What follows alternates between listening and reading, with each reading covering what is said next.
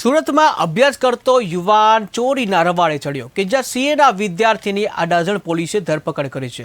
ત્યારે મોપેડની ડેકીમાંથી રોકડ સહિતની ચોરી કરતો હતો યુવાન કે જ્યાં અડાજણ પોલીસ મથકે ફરિયાદ નોંધાઈ હતી। ત્યારે પોલીસે સીએના અભ્યાસ કરતા યુવકની ધરપકડ કરી।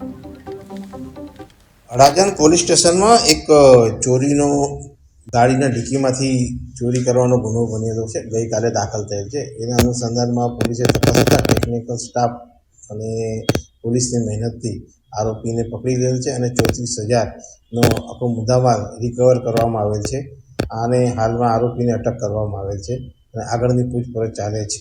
અગાઉ આ કામના આરોપી અત્યારે તો પૂછપરછ કરતાં કોઈ બીજા ગુનામાં છે કે અત્યારે કંઈ બતાવતો નથી, પરંતુ આરોપીના નામદાર કોર્ટમાં કોઈ રિમાન્ડની કાર્યવાહી કરીશું, ત્યાર પછી આરોપીને ખબર પડે કે બીજા કોઈ ગુનામાં સંડોવાયેલ છે કેમ। ચોરી કરવાનું કારણ શું? છોકરો અત્યારે ભણે છે આરોપી, અને એને પોતાની આર્થિક સ્થિતિના કારણે ચોરી કરેલી છે।